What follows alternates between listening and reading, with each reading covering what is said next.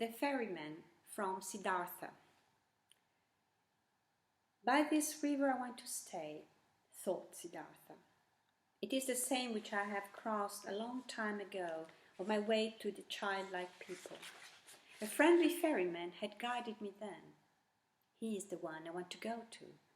Starting out from his hut, my path had led me at that time into a new life, which had now grown old and is dead. My present path, my present new life, should also take its start there. Tenderly, he looked into the rushing water, into the transparent green, into the crystal lines of his drawing, so rich in secrets. Bright pearls he saw rising from the deep, quiet bubbles of air floating on the reflecting surface, the blue of the sky being depicted in it. With 1,000 eyes, the river looked at him, with green ones, with white ones, with crystal ones, with sky blue ones. How did he love this water?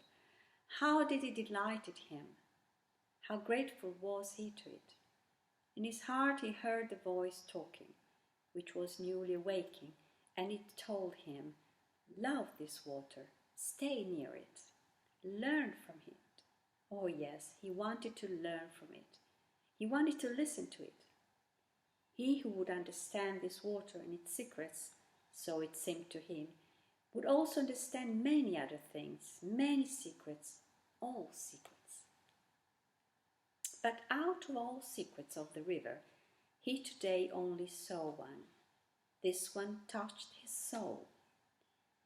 He saw this water ran and ran. Incessantly it ran, and was nevertheless always there, was always and at all times the same, and yet new in every moment. Great be he who would grasp this, understand this. He understood and grasped it not, only felt some ideas of it stirring a distant memory, divine voices.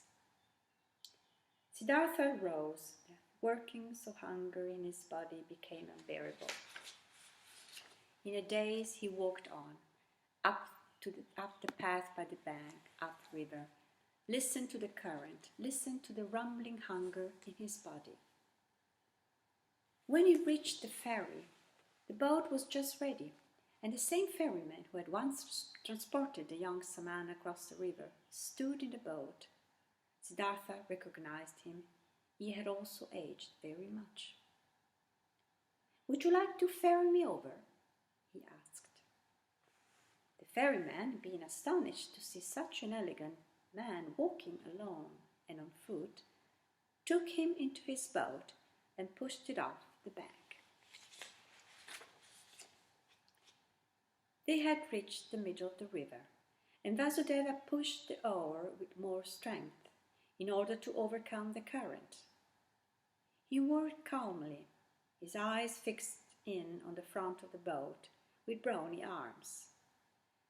Siddhartha sat and watched him and remembered how once before, on that last day of his time as a samana, love for this man had stirred in his heart.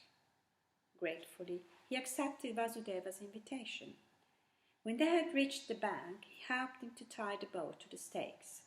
After this, the ferryman asked him to enter the hut, offered him bread and water, and Siddhartha ate with eager pleasure, and also ate with eager pleasure of the mango fruits Vasudeva offered him. Afterwards, it was almost the time of the sunset, they sat on a log by the bank, and Siddhartha told the ferryman about where he originally came from and about his life, as he had seen it before his eyes today in that hour of despair.